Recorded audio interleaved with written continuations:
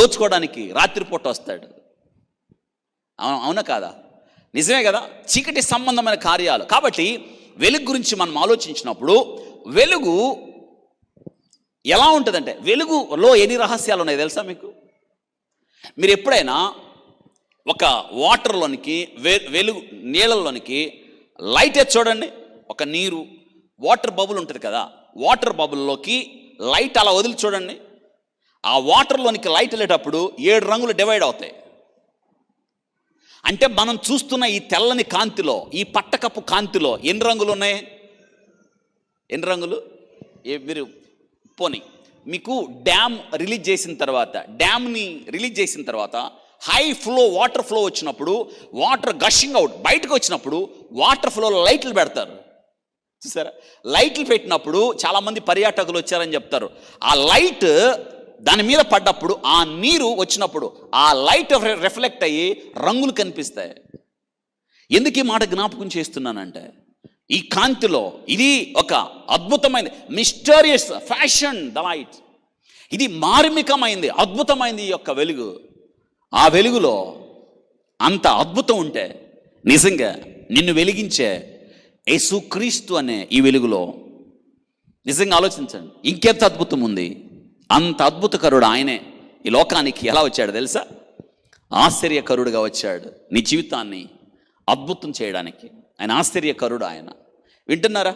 ఇష్టపడుతున్నారా? ప్రభువా ఇన్ని క్రిస్మస్లు అయిపోయాయి, నేనైతే ఇంకా చీకటి సంబంధిగానే ఉన్నాను, లోక సంబంధిగానే ఉన్నాను, లోక మర్యాదను నేను అనుసరిస్తున్నాను, నిజమైన క్రిస్మస్ కాదు ప్రభువా నేను చేస్తుంది అని నీకు అర్థం అవ్వాలి. ఇక్కడ గమనించండి, వెలుగు లైట్. ఇక్కడ మనం వెలుగు మన కనులకు ఎలా ఉంటుంది?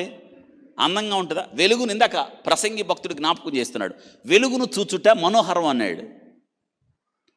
మీరు ఆలోచించండి. ఇప్పుడు క్రిస్మస్ కానీ, మన ఇంట్లో ఏదైనా పండగ కానీ, మన ఇంట్లో ఏదైనా ఒక అకేషన్, ఒక ఇంట్లో ఏదైనా ఒక ప్రత్యేకమైన కార్యక్రమం జరిగినప్పుడు లైట్లను ఆర్పేసి కూర్చుంటావా, లైట్లు వేస్తావా? మాట్లాడండి. ఇంట్లో ఉన్న లైట్లు చాలవని బయట నుంచి మనం తెప్పించి ఏం చేస్తాం? లైటింగ్ వేస్తాం. ఎందుకు? వెలుగును చూడ కనులకు ఇష్టంగా ఉంటుంది కదా. వెలుగుని ఇష్టపడిన వాళ్ళు ఎవరన్నా ఉన్నారా? ఎవరు ఉండరు కదా. వెలుగును ఇష్టపడిన వారు ఎవరు కూడా ఉండరు. ఒకసారి ఆలోచించండి. మరి ఈ దినాన నువ్వు ఇష్టపడుతున్నావు ఆ వెలుగు యేసుక్రీస్తు వారే. వెలుగు అవును అందం, ఎంత అందమైంది. యేసుక్రీస్తు కూడా వెలుగు. ఆయన రక్తవర్ణుడు, ధవళవర్ణుడు. ఆయన 10,000 మందిలో గుర్తింపదగిన వారు. వెలుగు ఎప్పుడైనా చూడండి స్వచ్ఛమైంది వెలుగు. యేసుక్రీస్తు కూడా పరిశుద్ధుడు, ఆయన స్వచ్ఛమైన వాడు. వెలుగు ఎప్పుడైనా చూడండి, వెలుగు ఏం చేస్తుందంటే, వెలుగు ఆయనలో జీవం ఉండెను, ఆ జీవం మనుషులకు, అంటే వెలుగు జీవము. మీరు చూడండి, వెలుగు లేకపోతే మనకి జీవమే లేదు. అవునా కాదా? వెలుగు లేకపోతే, మీకు తెలుసా, మనకి సూర్యుని వెలుగు లేకపోతే మనలో చాలామంది చచ్చిపోతాం. చాలామంది ప్రాణికోటి చాలామంది చచ్చిపోద్ది. అసలు మీకు ఒక విషయం తెలుసా?